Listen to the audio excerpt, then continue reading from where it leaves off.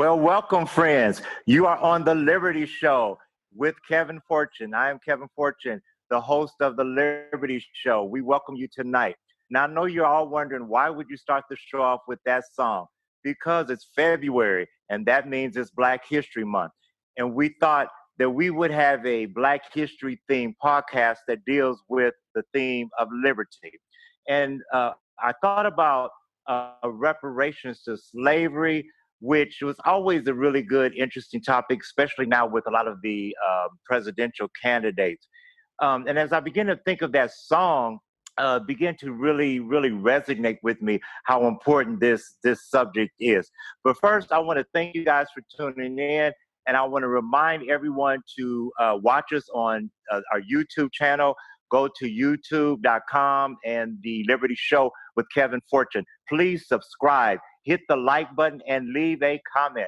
Also, share it with your friends. Invite them to subscribe. We need subscribers, we need likes, and we would love to hear your comments. Also, you can follow us on Instagram. You can also like us on Facebook.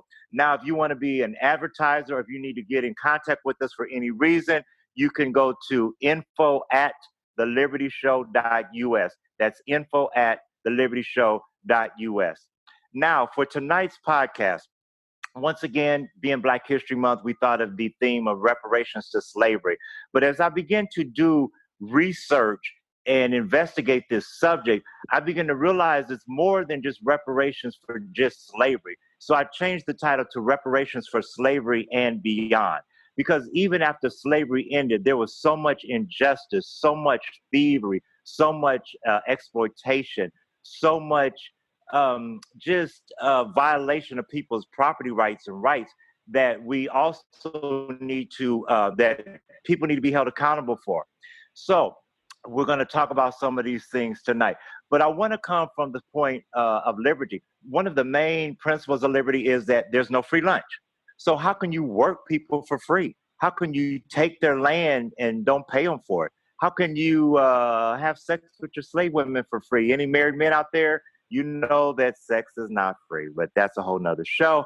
But anyway, how can you take people's kids? How can you take people's products? How can you take people's businesses, like in Greenwood in 1921, just burn down people's business, loot people's business, and don't compensate them for it?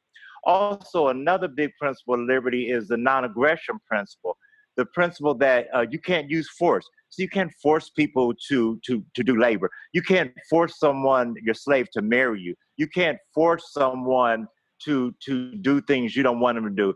Also, you don't violate people's property rights. So how can you violate people's bodies by beating them, torturing them, raping them, molesting them, selling them? How can you do these things in the name of liberty? Also, another principle of liberty is limited government. Yet, after slavery, the Jim Crow laws and a lot of the injustice, the redlining, the keeping people of color out of education and better jobs, it was all sanctioned by the government. So all of these things violate everything that we stand for in this so-called land of liberty. So we want to talk about some of these things tonight. But of course, we want to go to you, the citizens of our country, the public, and we want to hear what you have to say. And like we do on the Liberty Show, we go beneath the surface and we talk about what other people do not want to talk about and say what other people don't say. So let's get started. Let's get started with my main man, DK, not the murder DK, but Damon Kennedy from Stockbridge, Georgia. Damon, you're on the Liberty Show. Hey, how you doing? How you doing, Kev? Good evening. Hey, so I want to kind of, start, that lead off and kind of talk about reparations. And I think that from a Black perspective, it looks like it's kind of a common sense type situation. But in America, we have a melting pot of people, of cultures, people that came from different countries. And I think there's a lot of times a misconception in that Black people here, if we talk about reparations, some people's eyes glaze over and say, oh, here we go again. But it's a situation where it's really not that complicated and it shouldn't be that contentious of an issue when you look at it from the perspective of, and I think we addressed this kind of on the last podcast, when you are freed from slavery, free to do what? If nothing is given to you if your labor was being extracted from you for free and you were doing it for free, all of a sudden you're free, but with no compensation or no restitution from what you just came from, what can you really do with that? And so I kind of want to lead off from the perspective of some people today would say, well, why are you just not bringing it up? And it's not just now being brought up. Okay. Immediately post-slavery in 1865, there was what's called the gag rule of 1865, which basically said that anybody in the House of Representatives or Congress could not discuss reparations for slavery. So when we look at it from that perspective, if reparations had been done immediately post-slavery, we're not having this podcast right now. We're not having some of the contentious debates we have in America today, because it would have been handled at that point, and then anything moving forward would have been square. But it was never fully acknowledged the fact that restitution does need to be paid for slavery, and therein lies the problem. So if we start from the beginning and move forward, again, like I said, once you had the gag rule of 1865, then you had once you had Jim Crow, you've got to understand that there was no point in time during Jim Crow segregation when black folks felt empowered to bring up the issue of reparations, because there was nothing for a black person to be lynched, beaten, just for even, having the audacity to speak to a white person. So we got to understand the context of history. You cannot go back in history and say, well, black folks felt empowered during Jim Crow segregation to bring up the idea of reparations.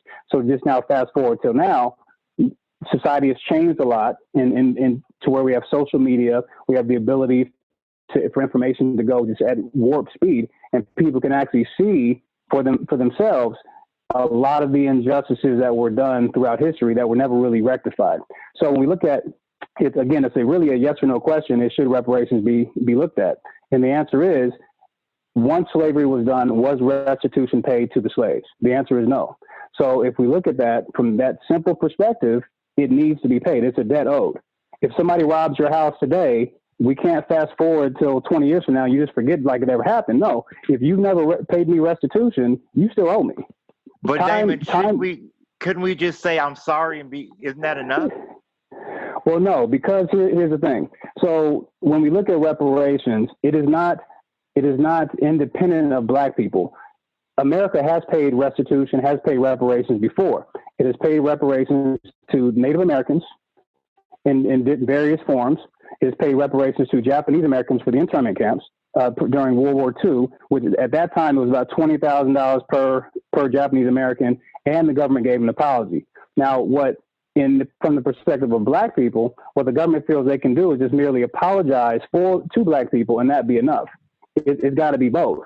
If the Japanese were able to pay reparations, then so should black people. Because when you really look at it from the perspective of for the entire duration of this country, even when black people have not been acknowledged as full Americans, even though they've been here since its inception, black people have during every single war. You cannot identify a war in the United States of America's history that black people have not participated in. Even when they weren't given their God-given rights as Americans, they still fought with the idea under the pretense, okay, I'm going to suck it up for the team. Eventually, they're going to see me as a regular American just like them. But that day never came, because during World War II, just as an example, it's not that far removed. There were black men that came back from World War II that were lynched in uniform, by the way. So it's not like, we can't use the excuse, well, it was just, a circumstance. No, the men were in uniform and lynched by quote unquote, fellow Americans. So when we look at that, and then also too, the Jews were paid restitution or reparations in America. In, I think it was 2012, Vice President Joe Biden paid $12 million in assistance to Holocaust survivors. And the money was given under the pretense to help, quote unquote, the quarter of whom live below the poverty line. And so when we look at it, black people are in that same boat, in that nothing has really fully been done to pay forward what was done during slavery. Well, Damon, let me make a comment, then I got a quick question for you before you go. First of all, to help educate people, there were some reparations paid to slaves right after, Sherman, of course, gave his famous mule and 40 acres. And a few people, South Carolina, Georgia, and in Florida, about 1,000 slaves actually received that. But just to let people know, within 4 months, it was taken back from them. It was stolen. Their mule was taken. Their land was taken. And it's just really funny, which sounds so much like America and our government. They'll give you something, then take it back. But my question for you, Damon, I know you've done some research. Help some of our listeners to know that slaves were not paid restitution, but some of the slave owners, like in D.C., were. Can you comment on that? Well, yeah, that's pretty much it. There's nothing more really needs to be said. The after slavery was done, the slave owners were paid restitution for based on what their quote unquote income was going to be that they lost because of slavery. So one cannot say that you cannot pay the descendants of the slaves when the slave owners were paid. Now, another thing that needs to be taken into account is when we talk about the how and the why would reparations be paid. We've then got to look back and say, well, if reparations were not to be paid, then the companies that existed at the time that received income from slavery, well, what are we doing with that? Because you can't have ill-gotten gains and you get to keep those ill-gotten gains. If I commit a crime and you can't just say that I get to live off the money that I basically stole, because then what's the punishment for that? So when we look at it, there are a number of companies, and if you look at it, basically any company, a bank or a life insurance company that exists today that says they existed 120 plus, 150 plus years ago, you can pretty much assume they got a lot of their money from slavery. So they were able to exist at a time and also come through the Great Depression, all that good stuff, on the backs of revenue they made from slavery. So you've got that, plus you've got a lot of the families that may have owned slaves, and so the ill-gotten gains from slavery, they were able to pass along that money from generation to generation. And so again, if reparations aren't going to get paid, then something's got to get done with that money that was ill-gotten gains, basically. And that's always the thing that people want to kind of, they want to kind of muddy the waters. If restitution is not going to get paid to the slaves, then what about the generational wealth that was created because of slavery? And that's just not right. And so another thing is when we talk about what is the number for reparations, Dr. Claude Anderson, I would highly recommend a book to everybody. It's a great book. It basically has in-depth, it's a historian. His name is Dr. Claude Anderson. The book is called Black Labor, White Wealth. And it has all sorts of information from slavery on forward, with the documentation of a lot of the codified laws in place that were used to keep Black Americans from gaining traction into the American way of life. So when we look at it, the slavery number, to kind of go back to it, was $15 to $20 trillion is what he was saying would be the number, based upon cost of living increases, inflation, all that good stuff. Now, to kind of keep it in context, the total U.S. GDP is 21.439 million. So basically, the entirety of the United States economy would be that. But when you think about it, it makes sense, because if not for slavery, the United States would not have been able to build from the agricultural, from the manufacturing, everything kind of basically was started because of slavery. So we've got to understand that the number is big, because you fast forward, we're the greatest, the most powerful, richest country on the face of the earth, because of the fact that you had to pay nobody any money. If I've got a business I start today, I don't have to pay anybody, so I can be a trillionaire, I always tell people free markets did not mean free labor. And I think that sometimes we think of that. But thank you so much, Damon. We're going to move on. We don't want to seem like we're biased or whatever. So I have another great friend of mine, Mr. Jay Strickland, and he says he's white. I don't know. I question that. But anyway, his skin looks a little lighter than mine. But anyway, Jay, let's hear what you have to say as a white American citizen. What do you think of paying reparations for slavery or beyond? Oh, good evening, and thanks for having me on, Kevin. I first want to say that it's always an honor and pleasure to have a good conversation with my friends here. As if you've listened to Damon there, he's a well-informed, well-educated person, and I respectfully want to debate with him a little bit around the concepts, right? So I think, I support the spirit of reparations, right? The question is the mechanics, right? So there's no doubt that if, somebody participated in the system of slavery, they bear guilt, right? But the question we have to ask ourselves is, do we hold any sons responsible for the sins of their fathers, right? But what if the sons are still getting fruit and benefits from the sins of their fathers?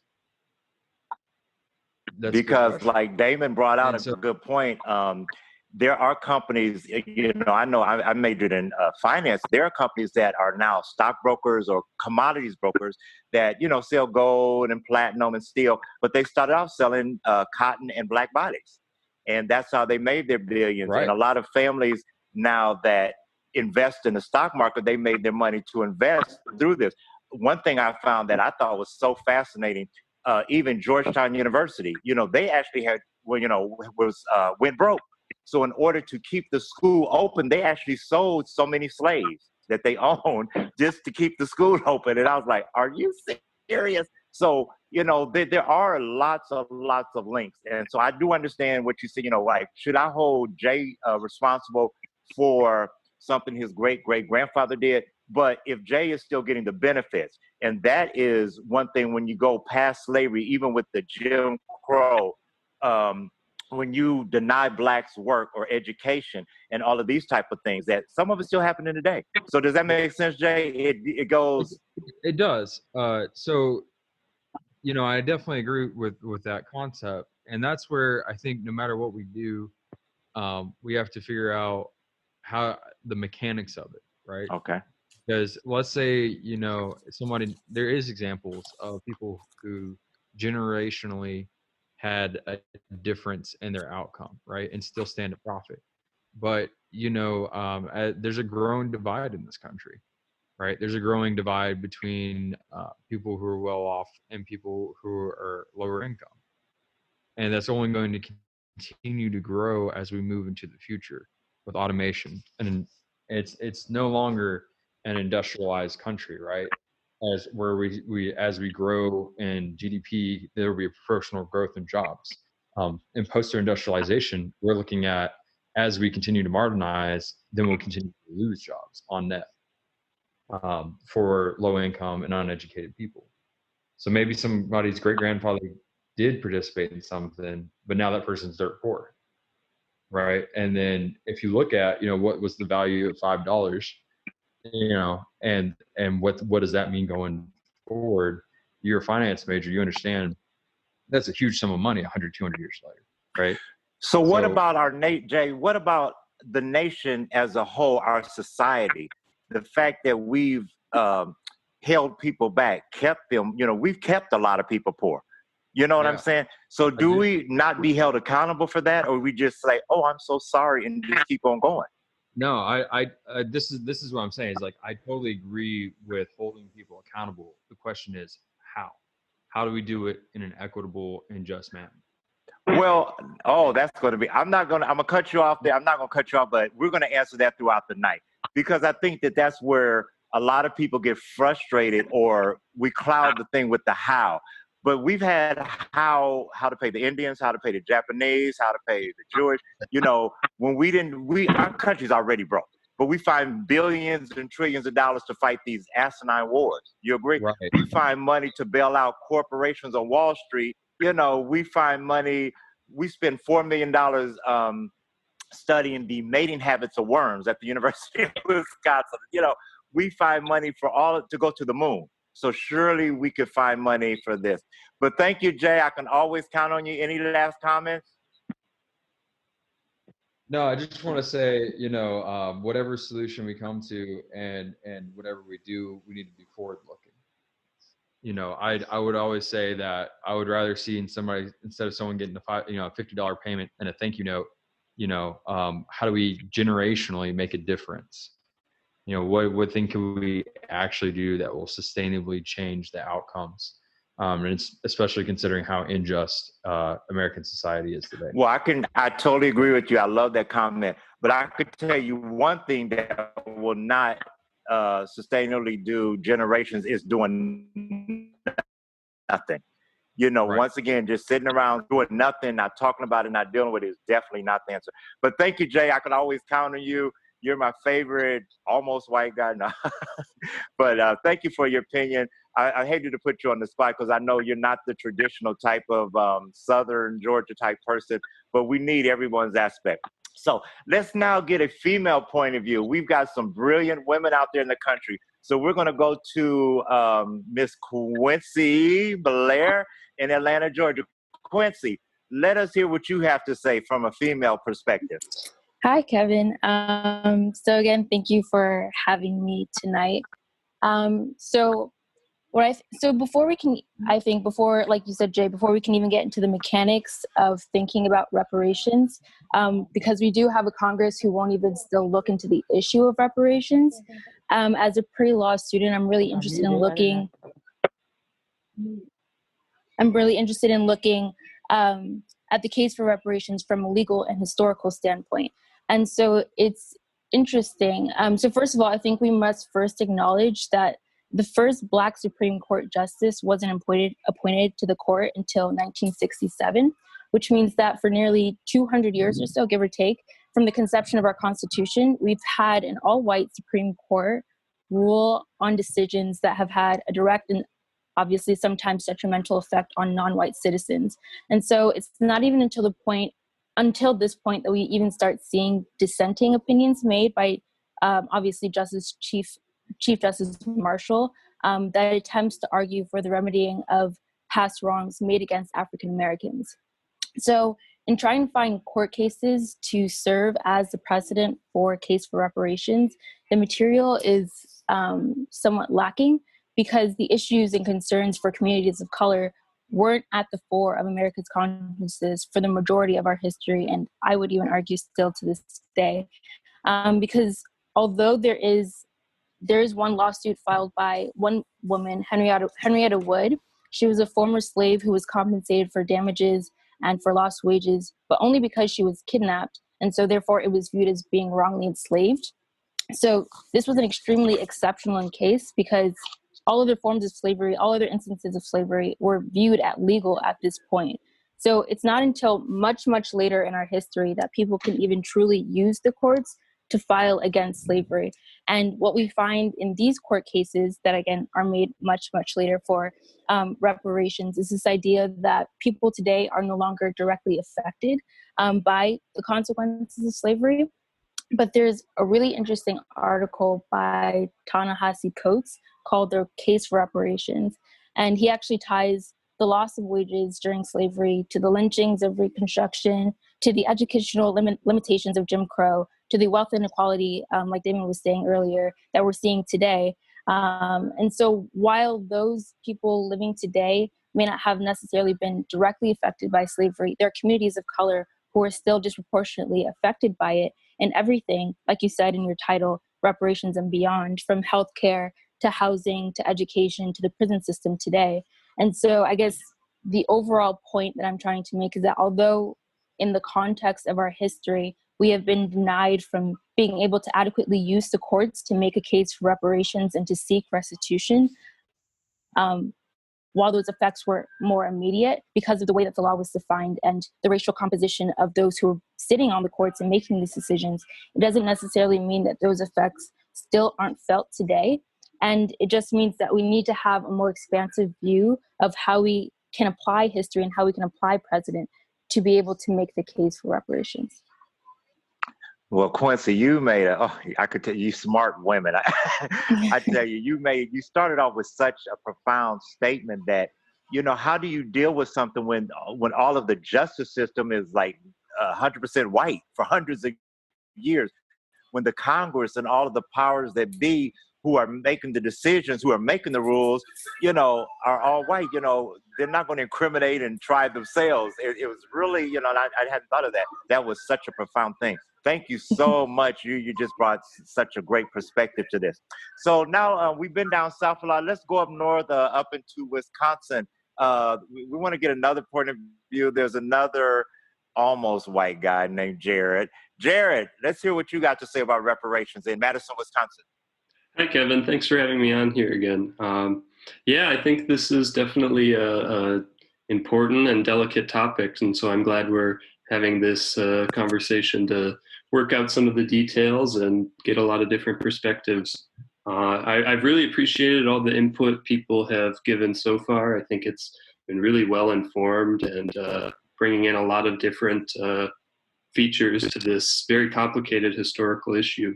Um, I do, however, have some similar concerns to Jay about uh, certain pragmatic aspects of reparations. I mean, even when we're having discussions about something like white privilege, which is a more baseline, simpler concept to navigate than this entire history of reparations, that's still a very divisive issue with people. And so I can very well see if we instituted a large reparations program through the government, all these poor white people who don't have experience with knowing all this history and being able to really empathize, being really frustrated seeing their Black neighbors get lifted out of some of these really unfortunate circumstances of poverty because of this program, and feeling like they've been left with nothing. And in the day and age where we're having more and more polarizing conversations about race, I worry that could contribute to greater polarization at times. So, I mean, of course, that's not a insurmountable issue, but I think that's one of those aspects where we need to tread carefully and really make sure we're putting in the proper sociological work to make sure that this isn't something that just becomes another issue that people are more and more divided over. Or something to fight over. Yeah. Okay. But I enjoy your comment. You guys are all so smart. I just like, oh my goodness, I can talk to intelligent people. But you made one comment that I wanted to challenge you, and I love challenging you, Jared. You said it's complicated, but is it really that complicated, or do we make it complicated? And I do challenge that, because some things aren't as complicated as we make them. Anything that and I think historically in our nation, anything we don't really want to deal with, we make complicated. Right. Something we don't agree with or we don't want to face up to, we think it's really complicated. It wasn't that complicated to lynch people, to, work people for free. It wasn't that complicated to take people's land and not, it really wasn't that complicated, but it's complicated to admit it and to deal with it. And that just, yes. I just challenge that, for something for us to process. But per your second thing, I really think that was very fascinating, because that's something I've studied, social economics, and how a lot of white people do view, they are very, very intimidated by Blacks, jealous of them or whatever. So that would be an issue, but I think it's one issue that's already there. A lot of poor whites, which is something I didn't learn till I went and took a history class, that most of the racism in our country is from poor whites and the lower class whites, because, and the uneducated whites, what we call some, maybe not to stereotype, but some of the backwoods whites type people, they already are so, you mentioned any kind of welfare program or any kind of social program, to bless people, and they just get so offended. But once again, I want to make sure that we know we're not just talking about welfare. We're talking about paying Right. people what they deserve. How would you, white, Black, polka dot, green, or paisley, like to go to work and not get paid? How would you like for somebody just to take your kids and sell them down the street? And this is something that we just get a little distracted on. How would you like somebody to come and just take your business and burn it to the ground, and they don't pay you any kind of insurance, reparations or, restitution for it, or rob you of your land or your gold, and nothing's done. So I just want to, those are really great topics that you came up with. But once again, what I was thinking of is that this topic, as I'm saying, is more about economics, is about the liberty principles, not just about race. But in reality, we cannot deny that it did have something to do with race, that these were Black people and people of color. And it wasn't just during slavery, even afterwards, to make sure that these people were kept down and oppressed. So let's go to another friend of mine who is an expert on that race issue and has got a lot to say about it, Mr. Tevin. Tevi, you're on the Liberty Show. What do you have to say, Kevin? friend? So, I mean, the callers, all of you all made excellent points. I mean, I am amazed at all the information that you all brought up in this conversation.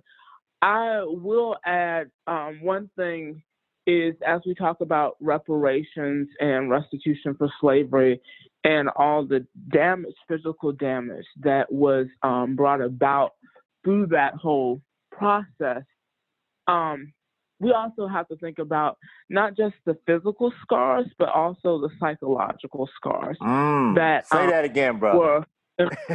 Psychological scars that were inflicted on African Americans. I'm just finishing up a book called Sexuality and Slavery, Reclaiming Intimate Histories in the Americas. And it's a book that was written, and it has different essays by different scholars and professors detailing the intimate and personal stories of slaves during the antebellum period and what they initially had to deal with within that period and survive. So, with the talk of, financial restitution, it is great, but we also need to also consider the psychological effects of what transpired over these people and how that was perpetuated after that particular period, and some of the pathologies that were created by lack of resources and deprivation of a lot of things that we needed within the Black community to grow and thrive, but were somewhat taken at our advantage and at our expense. And that is also something that I think, as we make our as we talk about this with reparations, we do need to include, other issues, not just on the physical surface, but internal surface as well. Well, that is once again an awesome point. You guys are just like, oh my goodness, I'm just so, I don't want to say proud of you. I'm just so amazed because everyone's point is just really opening in thoughts. And I just really, oh man, you got me thinking, Tevin, because I tell you, the physical, the financial and all of that, but none of that can equate to the psychological and emotional scars of being mistreated or raped or having your child torn from your breast. Or, I was reading a story of how a Black slave, or even some of the families after slavery, had to nurse the white, their owners or bosses, masters, or employers' kids first. And then sometimes there's not even any milk left for their own children. And, but the rape of women, and I had a great conversation with my friend at work who's in the LGBT community, of Black men being emasculated by being sodomized or being used as sex toys for, their owners' children or different things. These things, it's just hard to even fathom mentally. And how do you even put a dollar amount on that? How do you even put a thing on that? But like, once again, just the fact that this was done to Black people, to people of color. Can you comment on that, Tevin? Because a lot of times, like for me, I used to always say, well, it doesn't matter what color you were, you shouldn't have worked people for free. But because they were people of color, and we still are people of color, and there still are systems in place to try to keep people of color down or to oppress them. So what do you think about that, the fact that this was done to Black people, people of color, African descent? It was by no mistake that this was done against, this atrocity was done against people of color. With the formulation of this country, slavery is intrinsically woven into the system, because the system had to have an economy. And especially in the southern region, agriculture with the cotton and certain resources within that space was utilized to make a large portion of money. they had to have people to work that. And like I said, they found that those wanting individuals in their eyes in the continent of Africa. And with that, they started to formulate a system, you know, and with the Atlantic slave trade and the African diaspora, they took these people from certain countries off the continent of Africa, bringing them to the New World, and really basically subjecting them to the most horrendous torture and forcing them into forced labor without giving them any form of restitution. And after that, you know, we have, of course, with a civil war that breaks out in 1865, the Emancipation Proclamation. But after that, once that proclamation, quote unquote, was made, you know, slaves are free. And as Damien pointed out, but free to what? You don't have anything. You don't have any land. You don't have any money. You have this newfound freedom. And then on top of that, you're just coming out of a period where you've been brutalized, you've been tormented, you've seen horrendous scenes of just a whole lot of pain and misery. So what do you do with that? You know, yes, you have freedom, but again, freedom to do what? And it's really, the aspect of it is really bleak, because the slaves had that freedom, but they didn't have what they needed to actually build a life for themselves that could be potentially wholesome and something to really pass along to their children and their children's children and generations yet unborn. So, and let me comment on the piggyback. You know, you said a lot of them didn't have, but you know, there were actually a lot of free blacks and a lot of what we would call, I would say, in a generic word sense of wealthy blacks, but there were blacks that owned land, that owned plantations. There were blacks, but it was all taken from them. It was stolen from them, and we don't want to talk about. There were blacksmiths that had businesses, but it was stolen from them. Their equipment, their machinery, their land, their gold. There were blacks that had money in banks. It was all taken from them. They went to the bank and said, "Your account's closed. You know, we just took your money." And a lot of these things we don't. No, you go ahead. Yeah. No, I just want to say that because there were, you know, even, you know, the ones who had property and wealth, it was just stolen from them and without any kind of compensation, you know. And if I go out and rob a person today, especially a white person, they're going to hold me accountable. Not only are they going to put me in jail, but there's going to be some restitution. So we've got people that we have documented have robbed, like I love Damon and I working on the thing with Tulsa and Greenwood, 1921, where they burned 32 blocks of black businesses, just looted them first, and then burned them to the ground, destroyed them, took people's land, you know, and just nothing said, nothing's done. And like Quincy even mentioned, you know, they've just got the city council of Tulsa after 99 years to even talk about it. They wouldn't even talk about it. Right. Yeah. And I mean, we also saw this incident as well, this rioting massacre a few years after that in 1923 in Florida, Rosewood, initiated by of course, a rumored experience between a black man and a white woman, to where the riots, they started to go through the black community, killing multiple people, destroying property. And the descendants of those individuals after that, again, they didn't receive anything. You know, so we see this even through the exhibit that we had at the National Center for Civil and Human Rights, the Red Summer of 1919, where we're dealing with the rioting after the First World War, when African Americans who just were fighting in a war for this country, the United States, are now being attacked in different cities across the state, you know, because they're returning home, and there is this paranoia the fact that, you know, African Americans will be somewhat getting out of their place because they've had new experiences in certain countries like France, where issues like segregation was not prominent, and then you're coming back to the United States after fighting, you know, for freedom and democracy, and returning back and having to go through a back door. Well, Tevin, once again, great points. And just one thing I want to piggyback, and we're going to move on, and that you mentioned like the murders, and, you know, I think about it, but how do you even put a price on life? So many fathers were killed. So many mothers were killed. So many people's kids were just killed.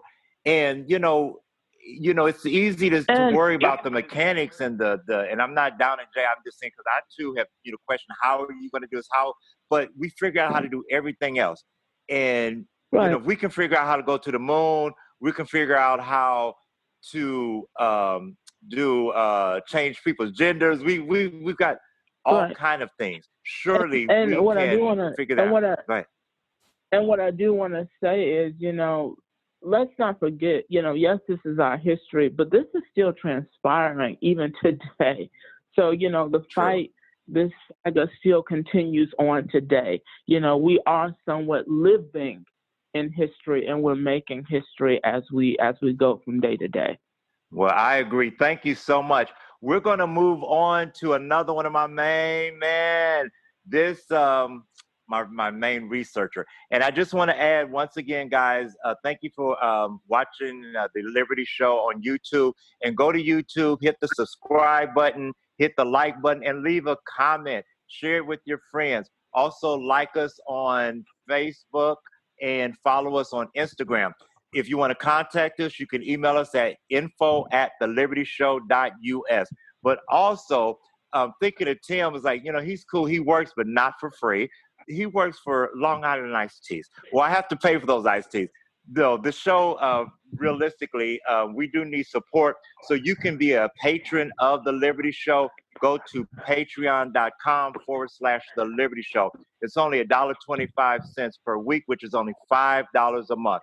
We need some support so that we can get camera equipment so you can see us, so that we can come to your city, and that we can also help put this liberty that we're talking about into action. So go to www.patreon.com/The Liberty Show and help us promote liberty. Now let's go to Mr. Tim Smith.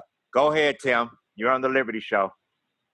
Thank you. Hey, shout out to my buddies. We got Jay Strickland on the phone. Hello, Jay. And of course, we have I don't even know how to describe Damon. He is an individual with such a great mind. Shout out to Damon. Quincy, it's great to hear your voice. I truly appreciate what you said earlier. Very eloquent. Thank you so much. So, listen to the callers. It was really, really interesting. I just want to make a quick point, if I may. So my dad is Shinnecock, born and raised on a reservation. My paternal side of the family, of course, is Shinnecock. This is a Native American tribe in the state of New York. I think they would take issue with this idea that restitution has been made, and I get where folks are coming from, that the Native Americans received restitution. I don't agree with that. And the reason why I don't agree with that is you can't give someone something that was already theirs and then claim that you've made them whole. And when I think of restitution being made, I think of being made whole. If you break into my house and you knock down my door and you steal my television, if you come back to me and you say, listen, I feel bad for that. Here's a 13-inch television, and here's this utility door that I got from down the street.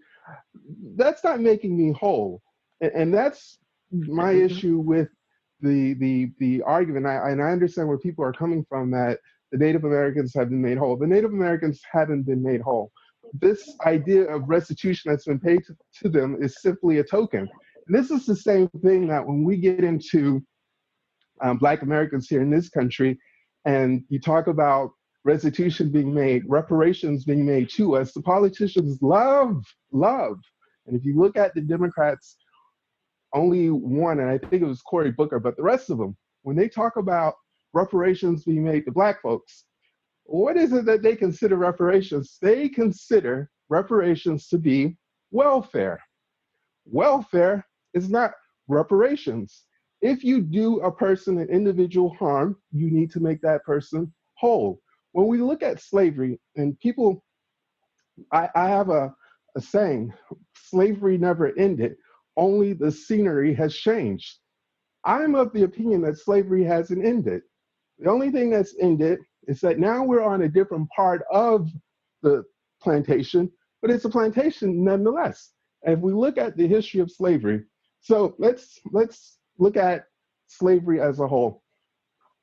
Folks needed other folks to supply them labor. And if you're a business owner or study business, you know labor is it's the greatest expense that any business is going to have to bear. These folks said, hey, we need some labor for these crops. We want to grow some cotton, we want to grow corn, we want to grow soybeans, what have you. Where are we going to get this labor from? So they went and got slaves to work their fields, their plantations. After slavery, quote unquote, ended, they still needed labor. So they said, listen, we need this labor. Now we've got all these Black folks who used to work for us for free. They're looking at us like, hey, we need to give them a paycheck. Why should we give them a paycheck? Why don't we just re-envision this system of slavery? So then they created what were called Black codes, also known as Black laws, 1865. I want to read an excerpt on Black laws because whoever wrote this did an excellent job writing it. It states, the Black codes enacted immediately after the American Civil War, though varying from state to state, were all intended to secure a steady supply of cheap labor, and all continued to assume the inferiority of the freed slaves. There were vagrancy laws that declared a Black person to be a vagrant if unemployed and without permanent residence. So now, you've kicked these people to the curb, so to speak, because you've ended slavery. You have not made them whole. They've worked for you for free. You violated them, both their bodies, their psyches. You basically destroyed these people. And now you want them to come back and work for you because you need cheap labor. So you create, and when I say you, we're going to be honest about this thing, white folks created these laws so that they could get back that free labor. So now they've created these asinine laws. Well, if you're unemployed, well, of course I'm unemployed. I was working as a slave. What the hell am I supposed to do? So it's absurd. It's absurd. But that's the way the law works. We have absurd laws because we need free labor. Don't want to jump the gun on this. So they create these stupid, silly, asinine laws. And here's the verbiage of one. This is one from Mississippi. Be it further enacted that all freed men, freed Negroes, and mulattoes in this state over the age of 18 years old, found on the second Monday in January 1866 or thereafter with no lawful employment or business. How the hell are they supposed to have a business? Because one, you just stole all of the capital that they had, which was their physical labor. And if you've enacted laws that Jimmy, who used to be a slave, can no longer plow fields for a fee, how is he going to have a business? So let's continue. Or found unlawfully assembling themselves together either in the day or nighttime, and all white persons so assembling with freedmen, freed Negroes, or mulattoes, or usually associating with freedmen, freed Negroes, or mulattoes on terms of equality, or living in adultery, or fornication with a freed woman, freed Negro, or mulatto shall be deemed vagrants, and of conviction, therefore, shall be fined in the sum of not exceeding, in the case of freedom, of freedmen, free Negro or mulatto. So now these laws are enacted. These laws are enacted because they want free labor. So now these Black folks, if they're just hanging out, can now be rounded up. And remember, this isn't anything new. This was happening when slavery was the thing. When slaves escaped, what did they have? They had slave catchers. And these folks would go out for a fee and round up these slaves. So now you have slave catchers in the form of government agents, also known as the police. And the police see these former slaves or agents of the government, whatever they may have been called, deputies, what have you, agents of the government, see these Black folks standing on the corner, and the corner being figurative, on the edge of the plantation, what have you, whatever dirt road it was, round them up.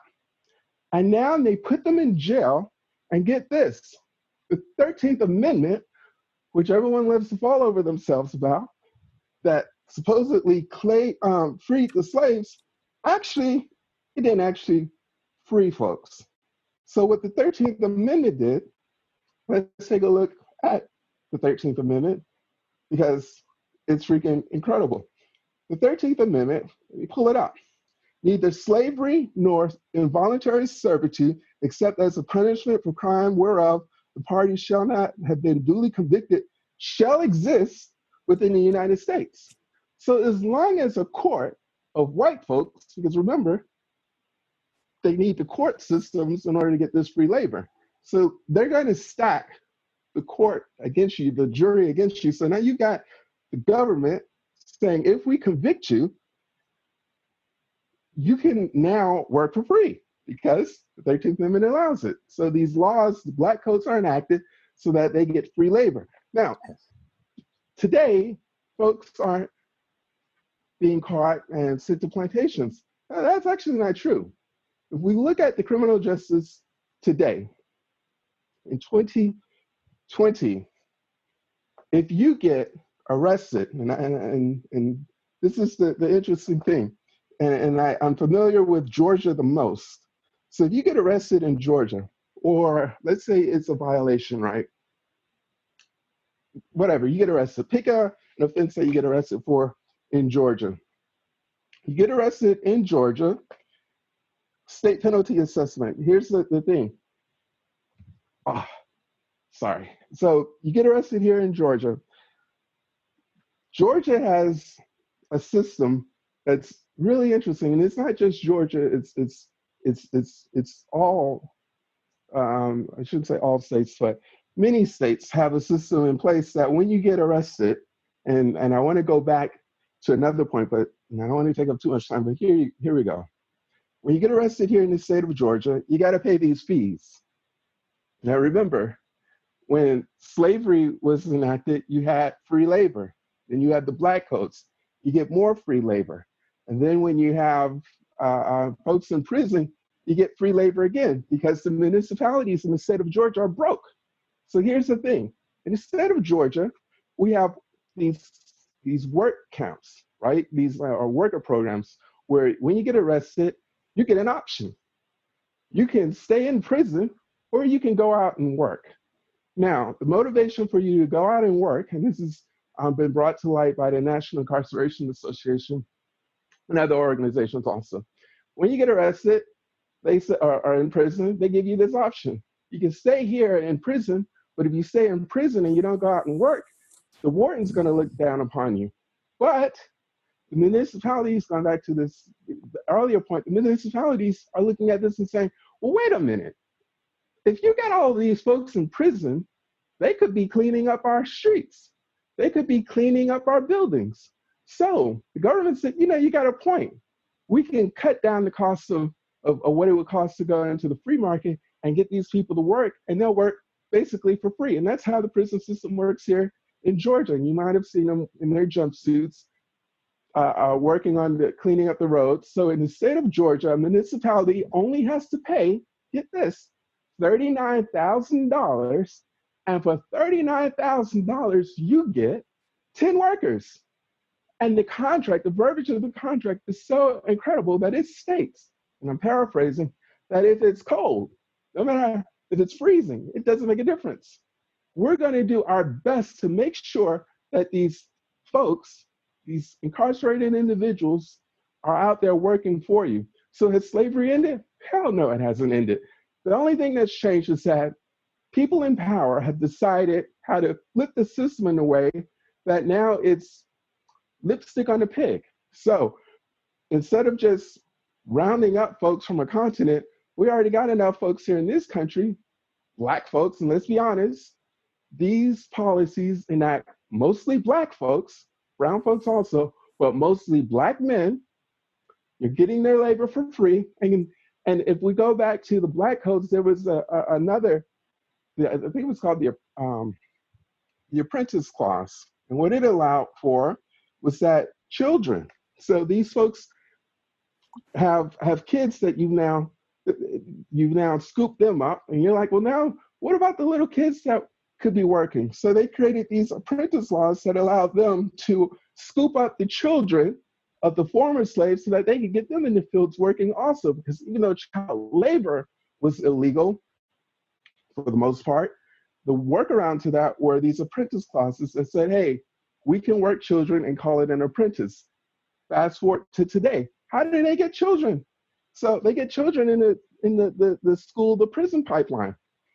Statistically, if we look at the numbers for the school to prison pipeline, we look at Black children, you get the harshest penalties for the same things that white kids do. And it's not just me making this up. The government, the Justice Department came out with the numbers themselves and said that we found that when a Black student does whatever, X, Y, Z, his punishment is harsher than the white kid. So that's why I don't believe and I don't consider slavery as ended, because I'm looking at this saying the only thing that's changed is how we enslave folks. We create these policies for free labor, and we're still doing it to this day. Now y'all see why I pay him so well. Joker, he gets paid in Long Island iced teas. Thank you, Tim. That was a really good chronological analysis of slavery and today.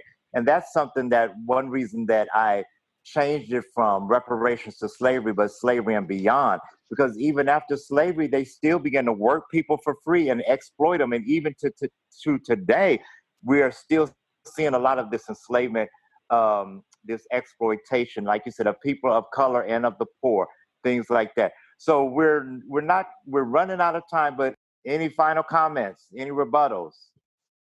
I got a simple way that we can work out this reparations thing, right? Treat it as we did the 9/11 fund. We get a paymaster, and we find out all those folks that were affected, their families, the descendants, and we pay them. It's that simple. I don't see where this is. I don't care about whether my neighbor gets upset that I'm being paid for what was wrong to my ancestors. That has nothing to do with me. So I don't, unless I truly appreciate if I'm missing something, if someone could fill in the blanks on what am I missing. Any comments? Yeah. Hey, this is Jay. Okay. Hey, can you hear me? Yes. Okay, great. Hey, Tim, how are you doing? I am doing swell. How are you, Jay? I'm doing good. I miss you, man. Me too, man. We got to hang out. Yeah. So, so my question is basically like, will a one-time payment affect the generational disparity? Whereas like with the 9/11 payments, you're talking something that's pretty straightforward, right? Like there was a loss of life and limb, and at that point you can almost set up like it's a tragedy, but that's a pretty common pay table from an annuity, right?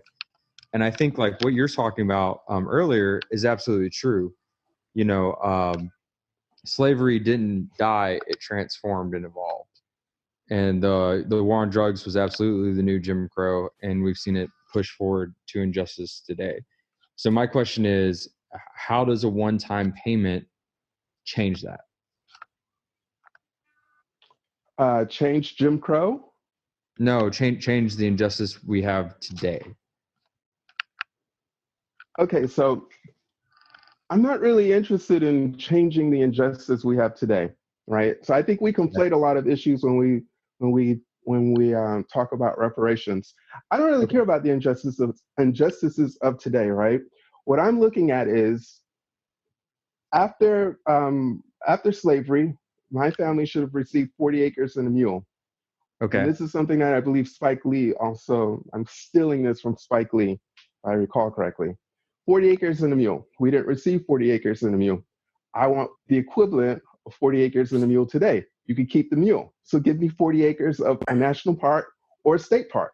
I don't care. Just give me 40 acres. Okay. So Folks who were redlined, right? So right. my family was redlined in the 80s. And this is the thing, everyone, when they think about redlining, they think of, oh my gosh, this happened in the 40s and the 30s and the 20s and the 50s. And folks should, that doesn't happen today. It's actually not true. Redlining was going strong even in the housing boom. Wells Fargo was caught redlining. They called their loans to Black folks ghetto loans, and they called the applicants for these loans mud people. So redlining never ended. Those people were faulted. They were wrong. So I'm looking at reparations for my family's 40 acres. Y'all need to break me off. And those individuals that were redlined, if they can show evidence that they were redlined, even where my grandparents live today. My grandparents live in an area of Miami.